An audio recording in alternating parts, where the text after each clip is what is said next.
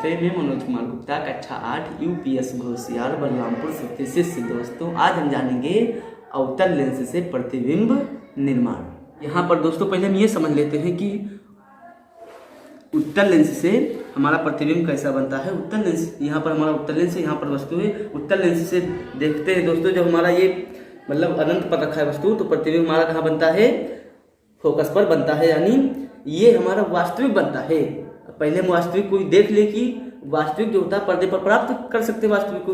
अब हम तभी जान पाएंगे कि अवतल लेंस से आभासी प्रतिबिंब किस तरह से बनता है। तो अब चलिए जानते हैं अवतल लेंस से प्रतिबिंब किस किस तरह से बनता है। दोस्तों जानेंगे हम अवतल लेंस से प्रतिबिंब का निर्माण।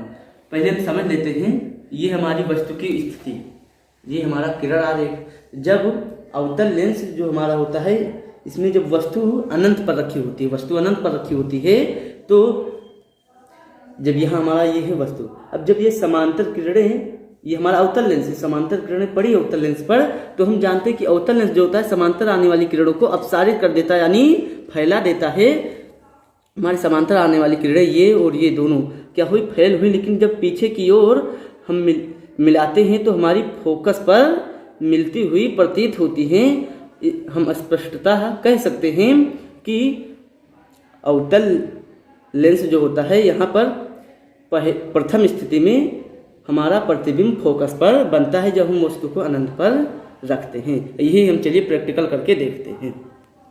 ये है हमारी वस्तु जो रखी है अनंत पर, और ये है हमारा अवतल लेंस, ये है हमारा अवतल लेंस।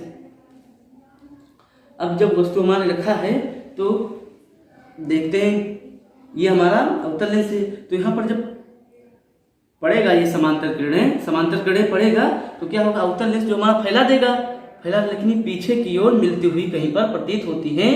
तो कहाँ पर मिलती हुई प्रतीत होंगी, हमारी फोकस पर मिलती हुई प्रतीत होंगी।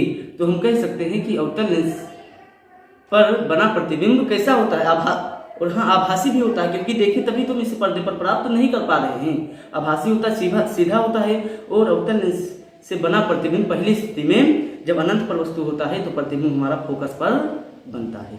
अब चलिए देखते हैं दूसरी स्थिति में। दूसरी स्थिति में जब वस्तु हमारा कहाँ होगा, अनंत के अतिरिक्त कहीं पर भी रख दें, हम अनंत के अतिरिक्त कहीं पर भी रख दें, तो एक तो हमें पता है कि समांतर आने वाली किरणों को अवतल लेंस जो होता है अपसारित कर देता है, फैला देता है। तो ये हमारी समांतर किरण है तो इसको फैला दिया। और दूसरा हमारा प्रकाशिक केंद्र से होकर रेखा जाती है, तो ये विचलित नहीं होती है। और हम जब समांतर आने वाली जो किरण थी इसको जब पीछे की ओर मिलाते हैं तो यहाँ पर ये देखिए दोनों एक दूसरे को काटती हुई प्रतीत होती हैं, और जहाँ काटती हुई प्रतीत होती हैं वही हमारा प्रतिबिंब बनता है। यानी हम कह सकते हैं कि अवतल लेंस द्वारा दूसरी स्थिति में अनंत के अतिरिक्त कहीं पर भी जब वस्तु रखा होता है तो हमारा प्रतिबिंब फोकस और प्रकाशिक केंद्र के बीच में बनता है। देखिए हमारा दूसरी स्थिति में हम कहाँ पर रख देते, अनंत और प्रकाशिक केंद्र के बीच में कहीं पर भी रख दें, यहाँ पर रख दें, कहीं पर भी रख दें, तो क्या होता है कि एक तो सीधी हमारी समांतर किरण जाती है तो फैला देती है अवतल लेंस से, और दूसरी हमारी जो प्रकाशिक केंद्र से होकर रेखा जाती है, और जो समांतर रेखाएं गई या पीछे की ओर जहाँ पर मिलती हुई इस तरह से प्रतीत होती हैं, तो यहीं पर मिलती हुई इससे प्रतीत होंगी, तो यहीं पर हमारा क्या होगा, प्रतिबिंब बनेगा। यानी दूसरी स्थिति में हम क्या देखते हैं कि प्रतिबिंब हमारा फोकस और प्रकाशिक केंद्र के बीच में बनता है। कैसा बनेगा, आभासी बनेगा, सीधा बनेगा, और वस्तु से बहुत ही छोटा बनेगा। यानी हम दोनों स्थितियों में यह देखें कि अवतल लेंस द्वारा बना प्रतिबिंब कैसा होता है, आभासी होता है, सीधा होता है और वस्तु से छोटा होता है। धन्यवाद।